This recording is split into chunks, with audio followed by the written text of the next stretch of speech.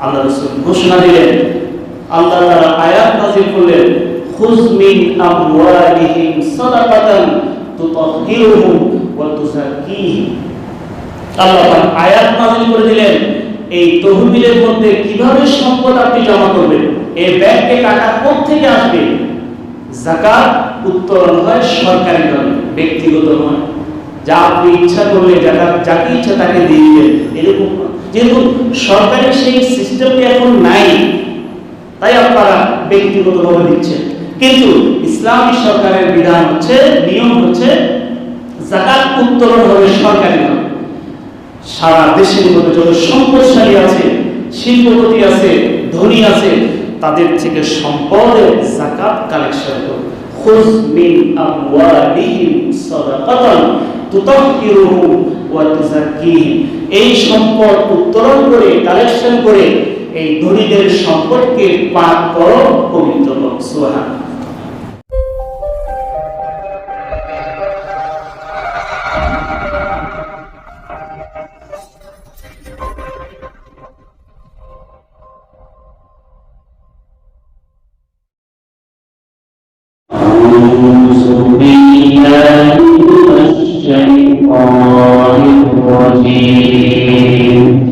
بسم الله الرحمن الرحيم.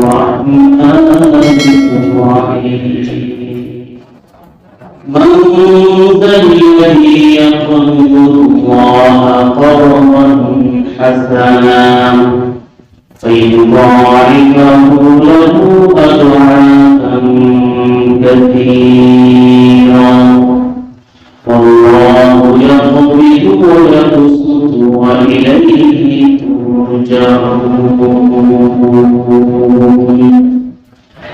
وقال الله تعالى: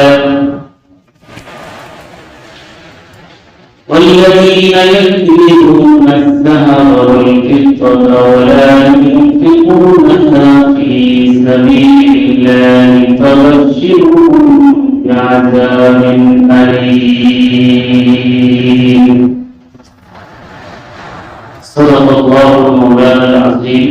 وقال رسول الله صلى الله عليه وسلم: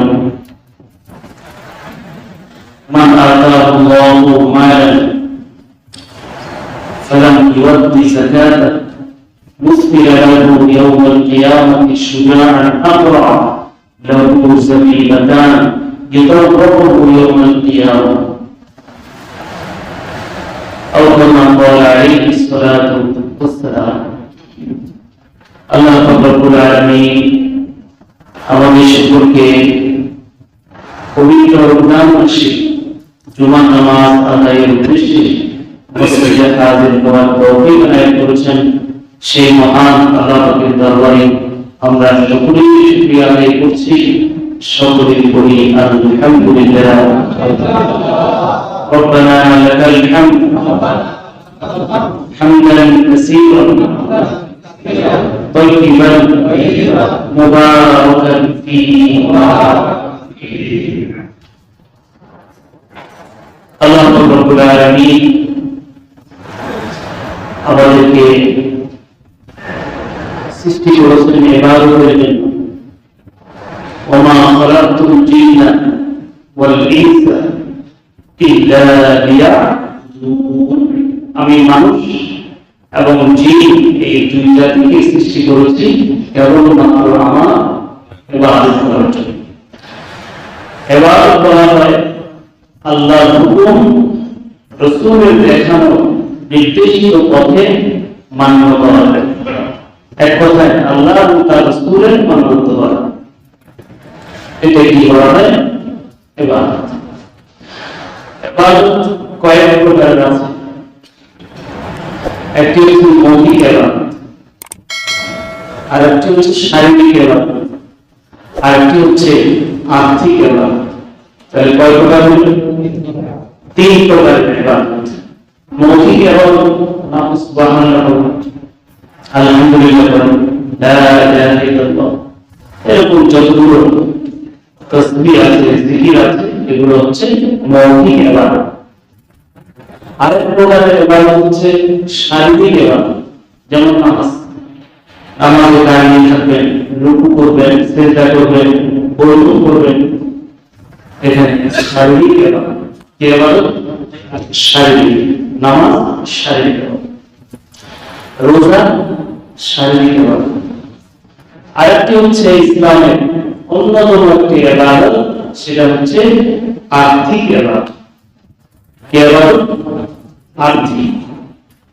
আমরা মুসলমানরা শারীরিক ইবাদত করার জন্য রাজি আছি, 500 টাকা নফল নামাজ পড়ে যাবে, মৌখিক ইবাদতের জন্য প্রস্তুত, কিন্তু আর্থিক ইবাদতের জন্য প্রস্তুত না।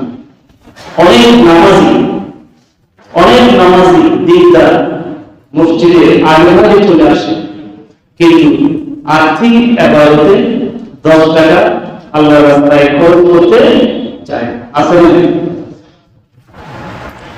আর্থিক ইবাদত এমন একটি গুরুত্বপূর্ণ ইবাদত, আল্লাহ রাব্বুল আলামিন ইসলামের 5টি রুকুনের মধ্যে মধ্যবর্তী অর্থাৎ অন্যতম একটি রুকুন হিসেবে সাব্যস্ত করেছেন আয-যাকাত।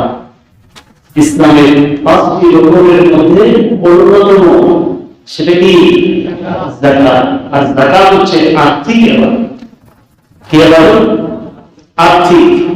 অর্থ দিয়ে আল্লাহর রাস্তায় দান করে, সদকা করে, যাকাত দিয়ে ইবাদত করা। এই জন্য আমরা অনেকে বুঝতে চাই না, আল্লাহ রাব্বুল আলামিন নামাজ যেমন ফরজ করে দিয়েছেন, যাকাত কেও ফরজ করে। একবার শোনা, নামাজ যেমন ফরজ ইবাদত, যাকাতও তেমনি ফরজ ইবাদত। আল্লাহ পাক যে আয়াতের মধ্যে নামাজ ফরজ করেছেন, একই আয়াতে যাকাতও ফরজ করেছেন। আল্লাহ পাক বলেন, আকিমুস সালাত ওয়া আতুস যাকাত, তোমরা নামাজ কায়েম করো এবং যাকাত আদায় করো। একই আয়াত, যেখানে নামাজ ফরজ করা হয়েছে, ওই একই আয়াতের মধ্যে যাকাতের কথা। তা আমরা প্রথম অংশ ভালোভাবে বুঝি, নামাজ কায়েম করো, নামাজ আদায় করো, কিন্তু দ্বিতীয় অংশ বুঝতে চাই না, যাকাত আদায়। এই দেশের মানুষ, ধনী, শিল্পপতি, গার্মেন্টসের মালিক যারা আছে, সম্পদশালী, এক কথায় সাহেবে নিসাব, সবাই যদি হিসাব করে যাকাত দেয়, এই দেশে দরিদ্র থাকার কথা নয়। কারণ আল্লাহ এমন একটি আমাদেরকে আর্থিক সিস্টেম, এমন একটা ব্যবস্থা দিয়েছেন, ইসলামের যে অর্থনৈতিক সিস্টেম, এমন ব্যবস্থা যে সমাজে কিছু লোক একেবারে খুব সম্পদশালী হয়ে যাবে, আর কিছু লোক না খেয়ে থাকবে, এরকম যেন না হয়। আল্লাহ ব্যালেন্স করে দিয়েছেন। যারা সম্পদশালী, তাদের সম্পদের মধ্যে দরিদ্রদের জন্য, অসহায়দের জন্য হক রেখেছেন। হক কি রেখেছেন?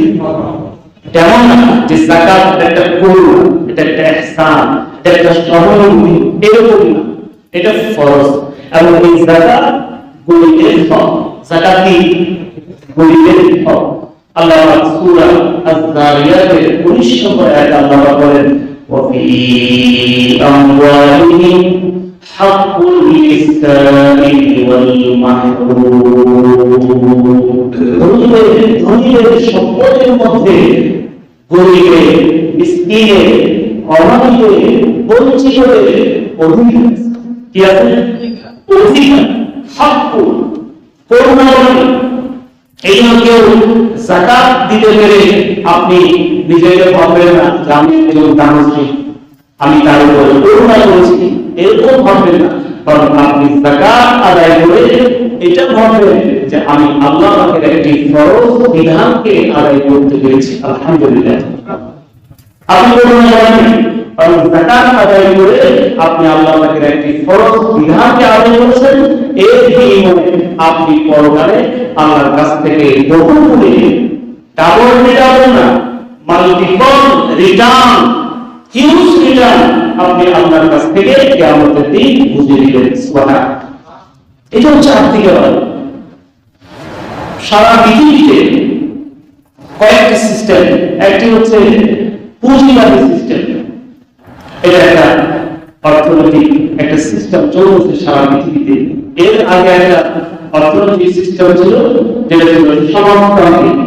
সমাজতান্ত্রিক অর্থ ব্যবস্থা এটা ছিল আগে রাশিয়ান, যার জনক হচ্ছে রাশিয়া। সেই রাশিয়ার মধ্যে এই সিস্টেমটা বিকল হয়ে গেছে। এটা ফেইল সিস্টেম, ব্যর্থ একটা সিস্টেমে পরিণত হয়েছে।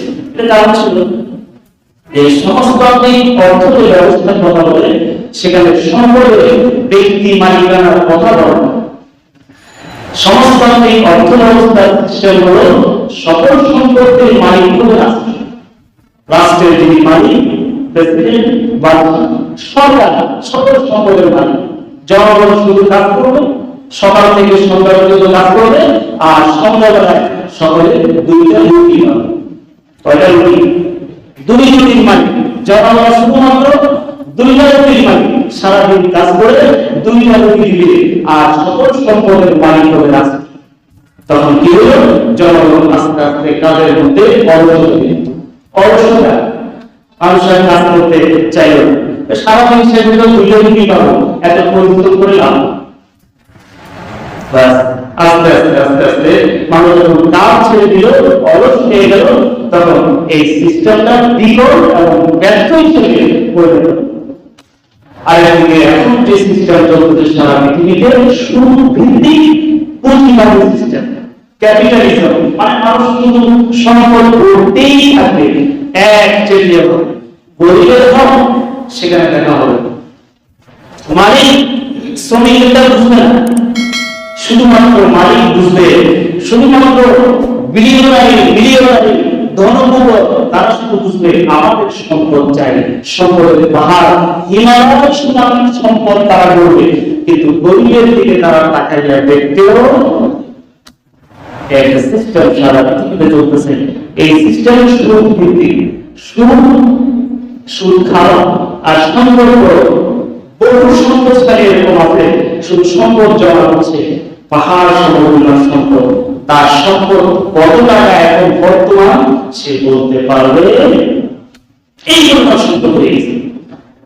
এই দুই সিস্টেমের মাঝখানে মধ্যবর্তী সিস্টেম হচ্ছে ইসলামিক অর্থনৈতিক ব্যবস্থা। সুবহানাল্লাহ। ইসলামিক অর্থনৈতিক সিস্টেম হচ্ছে ধনীরা শুধুমাত্র একচেটিয়া ভাবে সম্পদশালী হয়ে যাবে এমন হতে পারবে না। কেউ গাছতলায় আর কেউ নদতলায় এরকম হতে পারবে না। অবশ্যই সম্পদশালী যারা হবে তাদের সম্পদের মধ্যে একটা অংশ গরিব মালিক হবে। সুবহানাল্লাহ। এটা হচ্ছে ইসলামের পদ্ধতি। ইসলাম যদি সঠিকভাবে আমরা সব দিকে ইসলামের সকল সিস্টেমে যদি আমরা কার্যকর করি আর অনুশীলন করি, চর্চা করি, বাস্তবায়ন করি, তাহলে একটি সমৃদ্ধশালী দেশ আমাদেরকে উপহার। ঠিক না?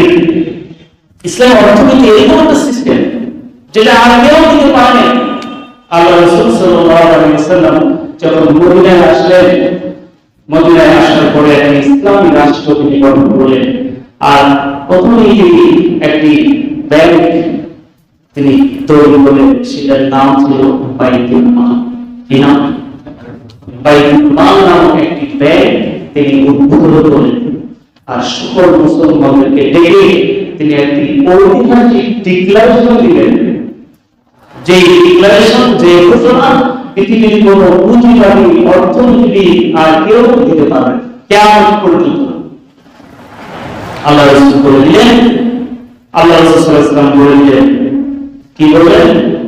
আল্লাহ রাসূল বলেন, আলা মান তারাকা মালান ফালি আহলিহি ওয়া মান তারাকা দাইনান আও বায়া'আন ফাইলাইয়া ওয়া আলাইয়া, রাওয়াহু মুসলিম।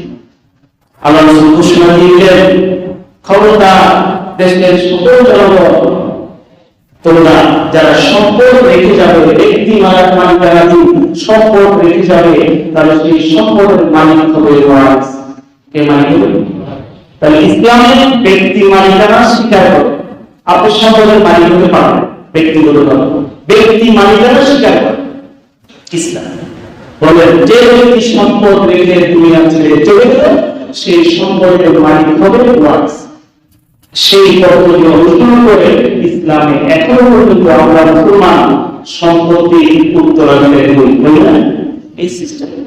এরপর আমরা দ্বিতীয় যে কথাটি বললেন, ওয়ামান তারাকা দাইয়ান ওয়া দায়ান ফাইলাইয়া ওয়ারি। আর কোন ব্যক্তি যদি আমার দেশের কোন ব্যক্তি যদি সে কর্জ অবস্থায় দুনিয়া ছেড়ে চলে যায়, তার কর্জের পরিশোধের দায়িত্ব আমি রাসূলুল্লাহ। আর সে যদি কোনো সন্তান সন্ততি রেখে যায়, অসহায় স্ত্রী রেখে যায়, বিধবা রেখে যায়, সন্তান রেখে যায়, এতিম রেখে যায়, সেই দায়িত্ব আমার কাঁধে, আমি রাসূল দিয়ে দিলাম। আছে কি এরকম সিস্টেম, এরকম পদ্ধতি আর কেউ ঘোষণা করতে পারবে কেমন পর্যন্ত? কেউ পারবে? আল্লাহ রাসূল ঘোষণা দিলেন, আল্লাহ তাআলা আয়াত নাযিল করলেন, খুয মিন আমওয়ালিহিম সাদাকাতান তুতাহহিরুহুম ওয়া তুযাক্কিহিম। আল্লাহ তাআলা আয়াত নাযিল করে দিলেন, এই তহবিলের মধ্যে কিভাবে সম্পদ আপনি জমা করবেন, এই ব্যাংকে টাকা কোথেকে আসবে? যাকাত উত্তোলন হয় সরকারি নিয়মে, ব্যক্তিগত নয়। যা আপনি ইচ্ছা করলে যাকে ইচ্ছা তাকে দিয়ে এরকম। যেহেতু সরকারি সেই সিস্টেমে এখন নাই, তাই আপনারা ব্যক্তিগতভাবে দিচ্ছেন। কিন্তু ইসলামী সরকারের বিধান হচ্ছে, নিয়ম হচ্ছে, যাকাত উত্তোলন হবে সরকারি নয়। সারা দেশের মধ্যে যত সম্পদশালী আছে, শিল্পপতি আছে, ধনী আছে, তাদের থেকে সম্পদ যাকাত কালেকশন করবে। খুয মিন আমওয়ালিহিম সাদাকাতান তুতাহহিরুহুম ওয়া তুযাক্কিহিম। এই সম্পদ উত্তোলন করে, কালেকশন করে এই ধনীদের সম্পদকে পাক করো, পবিত্র করো। সুবহানাল্লাহ। তাহলে যিনি যাকাত দিবেন, যাকাত দেওয়ার দ্বারা তার সম্পদ পাক হবে, তিনিও পাক হবেন, তার সম্পদও পাক হবে। কারণ যাকাত বের করার দ্বারা বাকি মাল পবিত্র হয়ে যায়। সুবহানাল্লাহ। আপনি যাকাত দিয়েছেন, আপনার প্রথম কাজ হচ্ছে যাকাত বের করার পরে বাকি সম্পদ পবিত্র, এবং সেখানে আল্লাহ তাআলা বরকত দান করবেন। সুবহানাল্লাহ। আপনি সম্পদের যাকাত বের করেননি, তাহলে বাকি সম্পদ ধ্বংস হওয়ার সম্ভাবনা আছে। কারণ এই যাকাত বের না করার কারণে ওই যাকাতের অংশ বাকি সম্পদকে ধ্বংস করে। কারণ আল্লাহ রাসূল বলেছেন, ইন্নামা হিয়া আওসাকুন নাস। এটা হচ্ছে বর্গা। আর জীবাণু যখন কোন শরীরে প্রবেশ করে, জীবাণুর কাজ কি? বাকি শরীরের মধ্যে রোগ ছড়ায়। এই যাকাত আপনি আদায় না করার কারণে এই অংশটা বাকি সম্পদকে ধ্বংস করে। এই আল্লাহ তাআলা আয়াত নাযিল করলেন, খুয মিন আমওয়ালিহিম সাদাকাতান তুতাহহিরুহুম ওয়া তুযাক্কিহিম ওয়া সাল্লি আলাইহিম। আপনি দোয়া করেন, হে রাসূল, যারা যাকাত আদায় করবে তাদের জন্য আপনি দোয়া করেন। যারা যাকাত আদায় করবে, আল্লাহ রাসূলের পক্ষ থেকে তাদের জন্য দোয়া আছে। কে বলেন? আল্লাহ সুবহানাহু। যারা যাকাত আদায় করবে, আল্লাহ রাসূলের তাদের পক্ষে দোয়া আছে। আল্লাহ রাসূল দোয়া করে গেছেন। এই যাকাত আদায় করলে আল্লাহ রাসূলের দোয়াও পাবে। খুয মিন আমওয়ালিহিম সাদাকাতান তুতাহহিরুহুম ওয়া তুযাক্কিহিম। হযরত মুআয ইবনে জাবাল রাদিয়াল্লাহু তাআলা আনহুকে আল্লাহ রাসূল পাঠালেন, ইয়ামান পাঠালেন। আর তিনি বললেন, তুমি ইয়ামান যাওয়ার পরে প্রথম কি করবে, এরপরে কি বলবে, এরপরে কি বলবে? আল্লাহ রাসূল তাকে শিখিয়ে দিলেন, মুআয যাও, এরপরে তাদেরকে বলো যে কুলু আশহাদু আন লা ইলাহা ইল্লাল্লাহ ওয়া আন্নী রাসূলুল্লাহ। এই কথা বলতে প্রথম গিয়ে এই কথা বলবে, তোমরা কলেমার সাক্ষী দাও, লা ইলাহা ইল্লাল্লাহ মুহাম্মাদুর রাসূলুল্লাহ। যদি তারা এটা মেনে নেয়, তারা যদি এটা মেনে নেয়, فأعلمهم إن الله افترض عليهم 5 صلوات كل يوم وليلة। এরপর তাদেরকে জানিয়ে দাও, তারা যদি কলেমা পড়ে নেয়, মুসলমান হয়ে যায়, আল্লাহ পাক তাদের উপরে দিনে এবং রাতে 5 ওয়াক্ত নামাজকে ফরজ করে দিয়েছেন। সুবহানাল্লাহ। তারা যদি সেটা মেনে নেয়, فأعلمهم إن الله افترض عليهم صدقة تؤخذ من أغنيائهم ওয়া তুরাদ্দু ইলা ফুকারাহি। আল্লাহ রাসূল প্রশ্ন করে বুঝাইলেন, মা তুমি যাও 3 নম্বরে তাদেরকে বলবে যে সম্পদ যাদের আছে ধনী তাদের থেকে সম্পদ নিয়ে একটা অংশ সম্পদ নিয়ে দরিদ্রদেরকে বিতরণ করে দেওয়ার জন্য। এই হচ্ছে ইসলামের সুন্দর অর্থনৈতিক ব্যবস্থা। সুবহানাল্লাহ। তাহলে ইসলামের অর্থনৈতিক ব্যবস্থা যদি প্রতিষ্ঠা হয়, সমাজে কি দরিদ্র থাকবে নাকি? যাকাত আদায় করলে 1 নম্বর আল্লাহ পাকের ফরজ বিধান আদায় করার কারণে আল্লাহ পাক তার উপরে সন্তুষ্ট হন। 2, যাকাত আদায় করার কারণে একজন দরিদ্র লোক, একজন মিসকিন অর্থনৈতিকভাবে স্বাবলম্বী হয়। নাম্বার 3, যাকাত আদায় করার দ্বারা আল্লাহ পাকের আযাব থেকে সে বেঁচে যায়। ফাবাশশিরহুম বিআযাবিন আলীম, আযাব থেকে সে বেঁচে যায়। যাকাত আদায় করার দ্বারা সমাজের দায়িত্বটা বিমোচন হয়। যাকাত আদায় করার দ্বারা সম্পদ পবিত্র হয়, সম্পদ এই মধ্যে বরকত হয়। সুবহানাল্লাহ। আর যাকাত যদি আদায় না করে তাহলে দুনিয়াতেও শাস্তি, পরকালেও শাস্তি। দুনিয়ার শাস্তি যখন কোন জাতি যাকাত আদায় করে না, আল্লাহ পাক তাদেরকে বৃষ্টি দিবেন না, বৃষ্টি বন্ধ। কেন বন্ধ? সম্পদশালীরা যাকাত দিচ্ছে না। আর কি? আল্লাহ পাক তাদেরকে দুর্ভিক্ষ দিবেন। দুর্ভিক্ষ, মানুষ দুর্ভিক্ষের মধ্যে পড়ে যাবে, খাদ্য নাই। আর কি? বৃষ্টি বন্ধ হয়ে যাবে। এই হচ্ছে দুনিয়ার শাস্তি। আর পরকালের শাস্তি কি? আল্লাহ পাক বলেন, والذين يلبسون الذهب والفضة ولا ينفقونها في سبيل الله فبشرهم بعذاب أليم। সূরা তাওবা 34 নম্বর আয়াতে আল্লাহ পাক বলেন, যারা স্বর্ণ রূপা উজ্জীবিত করলো, শুধু জমা করে রাখলো, ওয়ালা ইউনফিকুনাহা ফি সাবিলিল্লাহ, সেখান থেকে আল্লাহর রাস্তায় খরচ করলো না, ফাবাশশিরহুম বিআযাবিন আলীম, তাদেরকে যন্ত্রণাদায়ক শাস্তির সংবাদ দাও। সেটা কি হবে? কিয়ামতের ময়দানে এই সম্পদগুলো, স্বর্ণ রূপা, এগুলোকে জাহান্নামের আগুনে জ্বালাইয়া সেই ধাতুগুলোকে তার পিঠে, তার বুকে, তার কপালে দাগ দাও। এই রূপাগুলোকে, স্বর্ণগুলোকে গরম করে গলিয়ে সেটা দিয়ে তার পিঠের মধ্যে, পেটের মধ্যে, গলার মধ্যে, কপালের মধ্যে তাকে দাগ দেওয়া হবে। আর বলবে, আমি তোমার মা, আমি তোমার সম্পদ। হযরত আবু হুরায়রা রাদিয়াল্লাহু তাআলা থেকে বর্ণিত, আল্লাহ রাসূল বলেন, মান আতাহুল্লাহু মালান, আল্লাহ পাক যাকে সম্পদ দিয়েছেন, ফালাম ইউআদ্দি যাকাতা, কিন্তু সম্পদের সেই যাকাত আদায় করবে, মুসিলা লাহু ইয়াওমাল কিয়ামাতি শুজাআন আকরা লাহু সারিবাতান ইতাওয়াকুহু ইয়াওমাল কিয়ামাহ।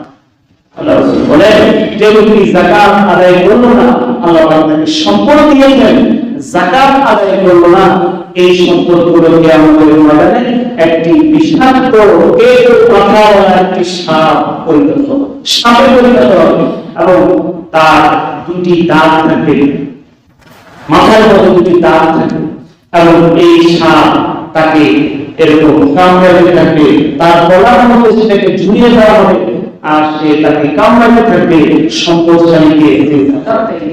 আর সে বলবে, আনা মালু আনা কানজু, আমি তোমার সেই সম্পদ, আমি তোমার সেই রত্নভাণ্ডার, আমি তোমার সম্পদ। এই সম্পদ তাকে কামড়াবে। কিয়ামত দিন 50,000 বছর তাকে শুধু কামড়াইতে থাকবে। কি কারণ? যাকাত আদায় না করা। তবে যাকাত আদায় না করলে দুনিয়াতেও শাস্তি, পরকালেও। এই সম্পদের একমাত্র মালিকানা কার? আল্লাহ। সকল সম্পদ, পৃথিবীর সকল সম্পদ, সব সম্পদের মালিককে, প্রকৃত মালিককে। এরপরে মানুষ সম্পদের মালিক নয়, আল্লাহ আপনাকে সম্পদ দিয়েছেন। তাহলে তুমি যে আল্লাহ থেকে সম্পদ পাইলা, এর একটি অংশ কেন তুমি আল্লাহর কাছে দিও? কেন? আল্লাহ তোমাকে সম্পদশালী বানিয়েছেন। অনেককে তো আল্লাহ দরিদ্র অবস্থায় রেখেছে। কত অসহায় মানুষ আছে, 2 বেলা পেট ভরে দিতে পারে, আছে না? আর আল্লাহ তোমাকে সম্পদ দিয়েছেন, কেন তুমি এখান থেকে একটি অংশ গরিবের হক অফি আমওয়ালিহিম হাক্কুন কেন তুমি দিবেন? আল্লাহ বলেন কে আছে যে আল্লাহকে কর দিবে, আল্লাহকে কর, আল্লাহ পাকে কর দিবে। অর্থাৎ আমরা আল্লাহর দেওয়া সম্পদ থেকে আল্লাহর রাস্তায় ব্যয় করব, সেটা আমার জন্য পরকালে সঞ্চয় থাকবে, জমা থাকবে। সুবহানাল্লাহ, এটাকে আল্লাহ কত সুন্দর করে বলেছেন। এতে কে আছে যে আমাকে কর দিবে? মান যাল্লাযী ইয়াকুল্লাহু ফাওজান হাসানা, আল্লাহ পাককে কর হাসানা। কেউ যদি আমাদের কাছে কর হাসানা চায়, আমরা নারাজ হয়ে যাই, তাই না? কর দিতে চাই। আর আল্লাহ পাক বলেছেন কে আছো আমাকে কর দিবে, আল্লাহ পাক কর দিলে সেটাকে ফেরত দিবে না দিবে? দিলে দিবে না, শুধু দিবে। ফাইয়ুদাইফাহু লাহু, আল্লাহ পাক তাকে বহু গুণে বৃদ্ধি করে দিবেন, বহু গুণে তাকে বৃদ্ধি করে দিবেন। ফাইয়ুদাইফাহু লাহু আদআফান কাসীরা, তাকে সেই সম্পদ যা সে আল্লাহর রাস্তায় খরচ করেছে, যাকাত দিয়েছে, এটাকে বহু গুণে বৃদ্ধি করে ফায়ুদাইফাহু লাহু আদআফান কাসীরা, অনেক গুণে বৃদ্ধি করে আল্লাহ পাক কিয়ামতের ময়দানে তাকে ফেরত দিবেন। সুবহানাল্লাহ, আল্লাহ পাক রব্বুল আলামিনের হাতে সম্পদের নিয়ন্ত্রণ। ইয়াকুযুল্লাহু ওয়া ইয়াবসুতু, আল্লাহ পাক যাকে ইচ্ছা সম্পদ সংকীর্ণ করে দেন, তাকে অভাবগ্রস্ত রাখেন। আর অনেককে আল্লাহ পাক সম্পদ তাকে হিসাব আল্লাহ পাক তাকে দিয়ে দিয়েছেন।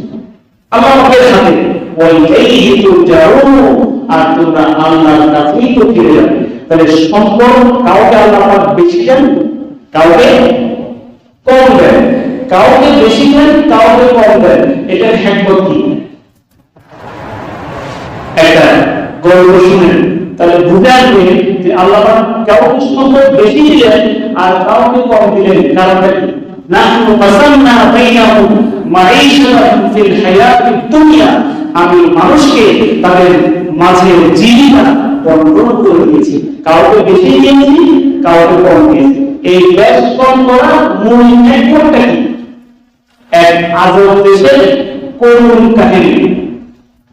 সেই আজব দেশটা ছিল বহু আগে, পুরানো কথা। আজব দেশের করুণ কাহিনী। সেই দেশের মানুষ খুবই সুখে ছিল, কিছু মানুষ দরিদ্র, কিছু মানুষ সম্পদশালী। এই অবস্থা সারা পৃথিবীতে আছে না এখনো? এখন সবাই সুখী, বাচ্চাও খুবই চালাক এবং খুবই বুদ্ধিমান।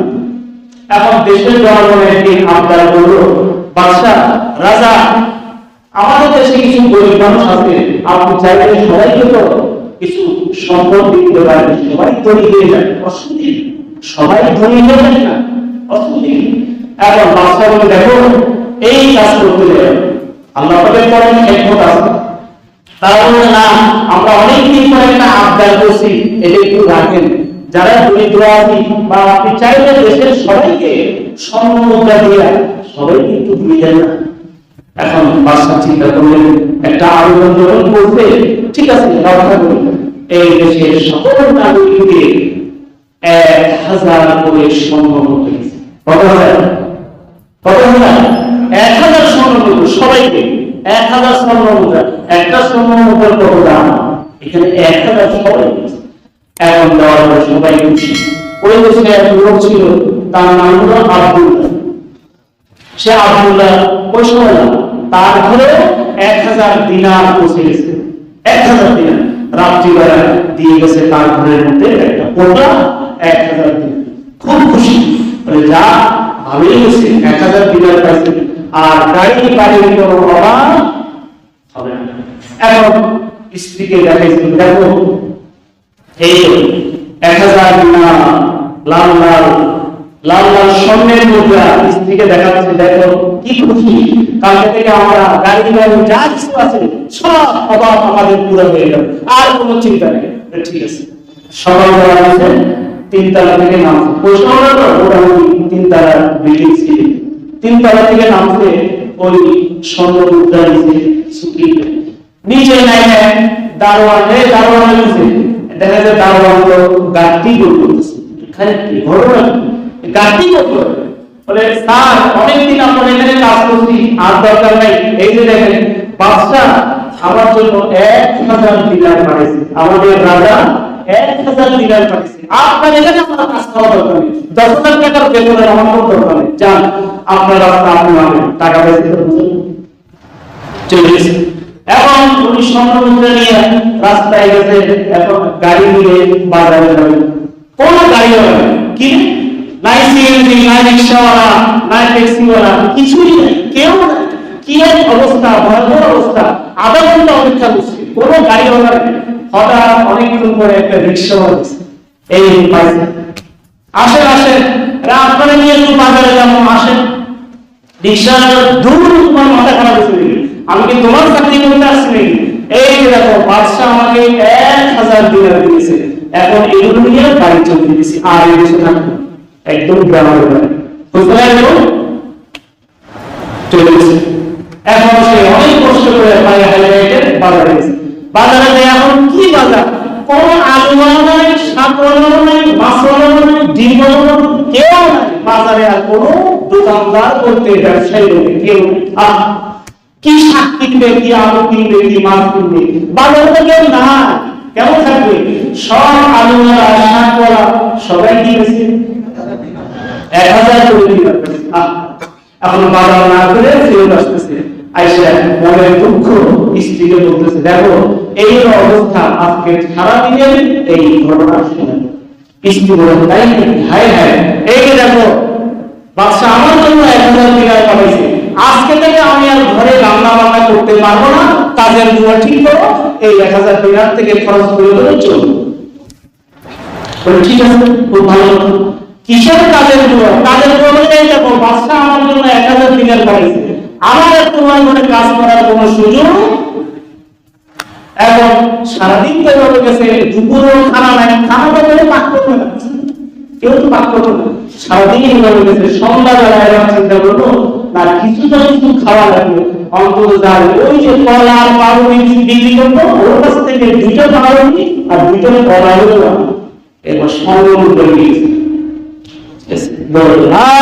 প্রতিদিন তোমার কাছ থেকে কলা আর পাউরুটি খাইলাম, আজকে 2টা পিস কলা আর 2টা পিস পাউরুটি, তোমার জন্য এই দোকান করতে নাকি, এই যা কিছু আছে নিয়ে ঘরে ঢুকতেছি, কারণ আজকে থেকে আর দোকান বন্ধ, 1000 দিনার, কত হাজার। এখন বলো ভাই এই 1000 স্বর্ণমুদ্রা নাও, আমাদের 2 পিস করা দাও আর 2 পিস পাউরুটি, ওরা না তোমার কাজ আমি আর করতে পারবো না, অবস্থা এই 1000 স্বর্ণমুদ্রা রাস্তায় ফেলে দিয়ে বাসায় চলে আসছে, আর রাত্রিবেলা না খেয়ে ঘুমিয়ে পড়ছে। এই অবস্থা কি শুধু আব্দুল্লাহ না সারা দেশে বুঝলেন?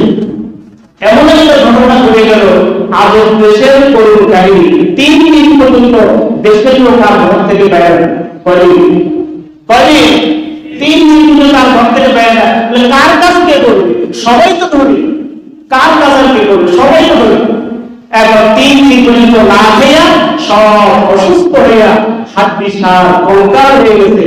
3 দিন পর সবাই রাস্তায় এসে বাদশা আমাদের আগের জীবন ঠিক ছিল, খুব সুখে ছিলাম, আনন্দে ছিলাম, সবাই ধনী হওয়ার দরকার। এই ঘটনা থেকে শিক্ষা কি আল্লাহ বলেন, নাহনু কাসামনা বাইনাহুম মাঈশাতাহুম ফিল হায়াতিদ দুনিয়া, আমি মানুষকে তাদের জীবিকা বন্টন করে দিয়েছি, কাউকে একটু বেশি দিয়েছি, কাউকে একটু কম দিয়েছি।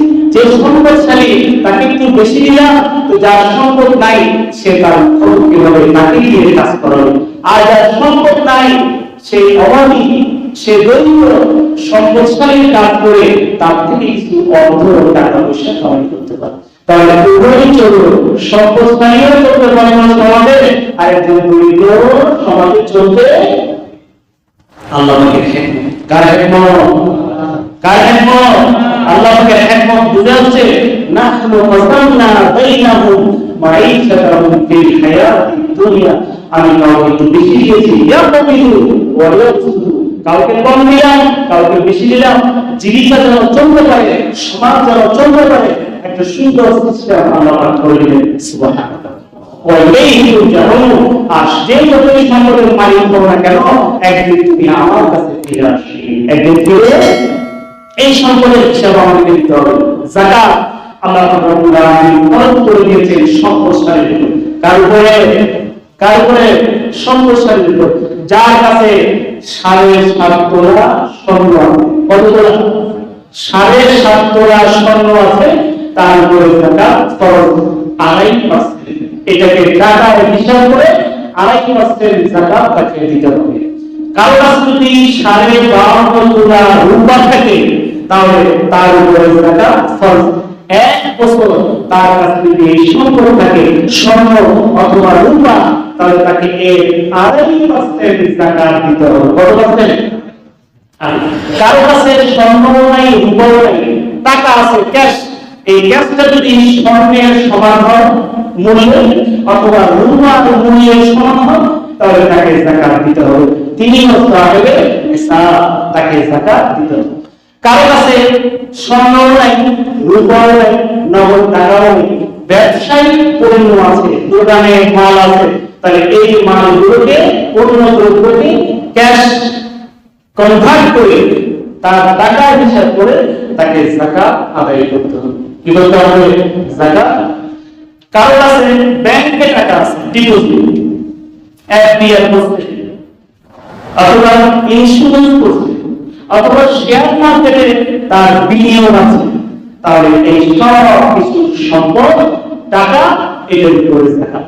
আপনি ব্যাংকে রাখেন, আপনি বিমানে রাখেন, আপনি শেয়ার মার্কেটে বিনিয়োগ করেন, সব অবস্থায় আপনার উপরে যাকাত আসবে। প্রভিডেন্ট ফান্ড 2 প্রকার। এক প্রকার হচ্ছে যেটার নিয়ন্ত্রণ আপনার হাতে। আপনি চাইলে এখনো টাকা চাইলে আপনাকে কিছু টাকা দিবে। সরকার আপনার থেকে কেটে মাসে মাসে কিছু টাকা জমা, এরপরে এককালীন আপনাকে আপনার চাকরি থেকে যখন আপনাকে রিজাইন, সেই দিন আপনাকে সেই প্রভিডেন্ট ফান্ডের টাকা বদলে। এবং যারা সরকারি চাকরি যারা করেন অথবা বেসরকারি যারা, প্রভিডেন্ট ফান্ডের পদ্ধতি হলো, যদি আপনার কবজায়, আপনার নিয়ন্ত্রণে থাকে, তাহলে আপনি প্রতি বছর হিসাব করে যাকাত দিবেন। কত টাকা জমা হলো, এই পরিপ্রেক্ষিতে কত টাকা যাকাত আসবে হিসাব করবে।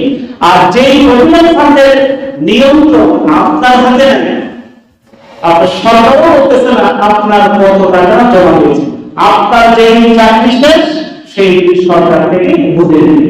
তো সেটার উপর যেটা আপনার নিয়ন্ত্রণ নাই, তাহলে যেই দিন আপনি টাকা পাবেন, এরপর থেকে যাকাত আপনি হিসাব করবেন। আপনার কাছে গাড়ি আছে, আপনি সিএনজি ভাড়া দিয়েছেন, তাই না? সিএনজি নিয়ে 5 লাখ 10 লাখ টাকা দিয়ে সিএনজি নিয়ে ভাড়া দেন, ডেইলি 1000 টাকা না, আরো 3 বছর ভাড়া বাড়ালো, এর খেয়াল রাখবেন। আর আমাদের উপরে চাপ সৃষ্টি, যারা সিএনজি কিনছেন বা বাস কিনছেন বা গাড়ি কিনছেন, এই সমস্ত গাড়ির উপরে যাকাত আসে, কিন্তু সেখান থেকে যদি আপনি ইনকাম পান, সেই ইনকামের টাকা জমা হওয়ার পরে যদি নিসাব পরিমাণ হয়, 1 বছর জমা থাকে, তাহলে আপনার সেখান থেকে যাকাত দিতে হবে। আমরা যাকাত কারা খেতে পারবে, এর খাম মাসারিফুজ যাকাত কারা? আল্লাহ রাব্বুল আলামিন পবিত্র কোরআনে 8টি খাত নির্ধারণ করে দিয়েছেন। কয়টি? 8টি খাত। ইন্নামাস সাদাকাতু লিল-ফুকারা ওয়াল মাসাকিন ওয়াল আমিলিনা আলাইহা ওয়াল মুআল্লাফাতি কুলুবুহুম ওয়া ফির রিকাব ওয়াল গারিমিন ওয়া ফি সাবিলিল্লাহ ওয়া ফিস সাবিল। কয়টা হলো? 1 নম্বর দরিদ্র যে যাকাতের হকদার, মিসকিন, দরিদ্র থেকে আরো যার একেবারেই নেই তাকে বলা হয় মিসকিন, তাকে ওয়াল আমিলিনা আলাইহা, যাকাতের জন্য নিযুক্ত কর্মচারী, কেরানি ব্যক্তি। ওয়াল মুআল্লাফাতি কুলুবুহুম, এটা পূর্বে ছিল এখন নাই, অর্থাৎ যারা মুসলিম হবে এরকম একটা সম্ভাবনা আছে, তাদেরকে অর্থ সহায়তা করে ইসলামের দিকে আনা। আর হচ্ছে ওয়াকিল রিকাব বলা হয় ওই ব্যক্তি যে গোলাম আজাদ করার জন্য, গোলামকে আজাদ করার জন্য যাকাত থেকে, এখন তো এই পদ্ধতি আমাদের দেশে নেই। এরপরে খুবই কর্জদার, ঋণে জর্জরিত হয়ে গেছে, তাহলে তাকে যাকাত থেকে ঋণ থেকে মুক্ত করে দাও। এরপরে ওয়াফি সাবিলিল্লাহ, আল্লাহর রাস্তায় জিহাদে যে কোনো ভালো আল্লাহর রাস্তায় খরচ যাকাতে। ওয়াফি সাবিল, আর যে মুসাফির সে নিজ বাড়িতে ধনী কিন্তু সফর অবস্থায় এখন সে নিঃস্ব, তখন তাকে যাকাত থেকে দাও। তাহলে 8টি খাত, কয়টি খাত? 8টি খাতের বাইরে যাকাত দেওয়া যাবে না। অনেক মসজিদের জন্য যাকাত, মসজিদের জন্য যাকাত দেওয়া যাবে, দেওয়া যাবে। আপনি এতিমখানায় গেলেন, আমাদের এই আপনাদের প্রিয় মাদ্রাসার এতিমখানায় আপনার যাকাতের টাকা থেকে, ফিতরা থেকে একটি অংশ অবশ্যই আপনি দেবেন। যেভাবে আপনারা পূর্বে নিয়ে আসছেন এভাবে, এটা আপনাদের প্রতিষ্ঠান, আমরা চলে যাব কিন্তু এই প্রতিষ্ঠান থেকে যাও, ঠিক না? তাহলে ওই প্রতিষ্ঠানকে চালাই নিয়ে যাওয়া, যেখানে কোরআনের কারখানা, যেখানে কোরআন পড়ানো হয়, হাদিস পড়ানো হয়, যেখানে এতিম আছে, গরিব আছে, একটা অংশ আছে, তাদের খরচ ভরণ পোষণ যদি আপনারা চালাই যান, তাহলে কিয়ামতের ময়দানে এক একজন হাফেজের নেকি আপনার আমলনামায় আল্লাহ পাক দিয়ে দিবেন। সুবহানাল্লাহ। এই রকম বিগত সময় যখন আপনারা দিচ্ছেন, ইনশাআল্লাহ এই বছরের বিগত ইনশাআল্লাহ একটি যাকাতের অংশ আপনার আত্মীয় গরিব আছে দেন, একটা অংশ কেন আপনার ফিতরা 5টা ফিতরা আসে, তাহলে অর্ধেক আপনার আপনার গরিব আত্মীয়কে দেন, কিন্তু 2টা বা অর্ধেক এখানেও দিন। তাহলে একটা ব্যালেন্স হয়ে গেল। কি হয়ে গেল? একটা ব্যালেন্স, সবাই পাইবে, কেউ ঠকলো না, সবাই পাইবে। এই যাকাত 2.5% হিসাব করে যাকাত দিতে হবে। কত পার্সেন্ট? কত পার্সেন্ট? 2.5%। বাংলাদেশের মানুষ যদি হিসাব করে যাকাত দেয়, এই দেশে আর গরিব থাকার কথা নয়। একই জমিতে দেখা গেছে বাংলাদেশের সকল ধনী যদি 1 বছরের যাকাত দিবে, এই যাকাত যদি টোটাল একত্রিত করা হয়, তাহলে প্রায় 50,000 কোটি টাকা জমা হবে। সুবহানাল্লাহ। কত? হিসাব করেন। যত সম্পদশালী আছে, গার্মেন্টসের মালিক, শিল্পপতি, কোটিপতি, এরকম আমাদের দেশে সকল সম্পদশালী যাকাতকে কালেকশন করলে 50,000 কোটি টাকা যাকাত। এই অর্থগুলো যদি দরিদ্রদের মাঝে, মিসকিনের মধ্যে বিতরণ করা হয়, তাহলে এই দেশে কি আর দরিদ্র থাকার কথা আছে? তাহলে ওই দেশের মধ্যে, যে দেশের মধ্যে সম্পদের যাকাত দেওয়া হয় না, ওই দেশের চোরের সংখ্যা হয়। কিসের সংখ্যা হয়? কিসের সংখ্যা? চোরের। আমাদের দেশে চোর, দুর্নীতিবাজ সংখ্যা দিন দিন বাড়তেছে না কমতেছে? কেন বাড়তেছে? সম্পদশালীরা যাকাত দেয় না, চোরের সংখ্যা দিন দিন করে বাড়ছে, দিন দিন করে বাড়ছে। আল্লাহ, এই জন্য মনে রাখতে হবে, আমরা হিসাব করে যাকাত দিব, আন্দাজ না। দিলাম একটা কিছু বলে কোনো যাকাত নাই। যাকাত দিতে হবে হিসাব করে। স্বর্ণের যাকাত দিলে হিসাব করে যে যাকাতটা আছে, স্বর্ণের মধ্যে যদি 3 ক্যারেটের স্বর্ণ থাকে, 22 ক্যারেট, 21 ক্যারেট, 18 ক্যারেট, তো খাত বাদ দিয়ে তারপরে হিসাব করবেন। খাত বাদ দিয়ে, বুঝা যাচ্ছে? যদি আপনি 18 ক্যারেটের স্বর্ণ হয়, তাহলে আপনি 25% খাত বাদ দিবেন। যদি 21 ক্যারেটের স্বর্ণ হয়, 21 ক্যারেট, তাহলে আপনি কত পার্সেন্ট? 8% খাত বাদ দিয়ে যাবেন। আর যদি এরকম 22 ক্যারেট হয়, যদি 21 ক্যারেট হয় তাহলে 12%, আর যদি 22 ক্যারেট হয় তাহলে 8%। এই খাতগুলো একটা হিসাব আছে। আপনারা কতটুকু খাত কোন স্বর্ণের মধ্যে কতটুকু আছে এটা আপনারা জেনে নেবেন, তারপরে ওইটা বাদ দিয়ে তারপরে আপনি যাকাত দিবেন ইনশাআল্লাহ। এরপরে ইতিকাফ, আগামী ইনশাআল্লাহ শেষ দশকে ইতিকাফ আমরা ইনশাআল্লাহ প্রত্যেকে নিয়ে রাখব ইনশাআল্লাহ। ইতিকাফ ইনশাআল্লাহ 20 তারিখ রাত্রিবেলা আমরা ঢুকে যাব। 20 তারিখ শেষ, ইফতারি মসজিদে এসে করতে পারবো উত্তম, তাহলে মাগরিবের আগে আগে আমরা মসজিদে ঢুকে যাব। ইতিকাফ করব 10 দিন। যে ইতিকাফ করবে আল্লাহ পাক রব্বুল আলামিন তার পূর্ণ গুনাহকে মাফ করে দিবেন। ফিতরা, এই বছর ফিতরা নির্ধারণ করা হয়েছে ইসলামিক ফাউন্ডেশন থেকে 75 কত টাকা? 70, ঠিক আছে? ঠিক আছে তো? 75 টাকা। তাহলে 75 টাকা। আরেকটি ঢাকার একটি ফতোয়া থেকে বলা হয়েছে 70 টাকা। যাই হোক, 70 আর 75 কাছাকাছি আছে। উত্তরটাই 75 টাকা কিনে এই হারে আমরা ফিতরা দিই। ফিতরা দেওয়ার জন্য আরো কয়েকটি জিনিস আছে, খেজুর আছে, জব আছে, পনির আছে, গম আছে, কিশমিশ আছে, মোট 5টা। এই জন্য যার যেটা ইচ্ছা আপনি কি বলবেন না আমি কিশমিশ দিয়ে দেবো, কিশমিশ দিতে পারেন। আপনি 3-3.5 কেজি কিশমিশের যে মূল্য এটা আপনি তাহলে এবার দিতে পারেন। এবারে পনির আছে, যে দেশে পনির সে দেশে পনির, যে দেশে খেজুর আছে খেজুর দিয়ে দিন। এবারে আপনি যদি দেন তাহলে পরিমাণটা বাড়বে, বেশি হবে। আমাদের দেশে শুধু কয়টা দেওয়ার ব্যবস্থা, তাই না? কিন্তু আপনি বেশিটাও চাইলে দিতে পারবেন। এই ফতোয়ার মধ্যে 5টি উল্লেখ করে করা হয়েছে, আপনি যেটি ইচ্ছা আপনি দিতে পারবেন।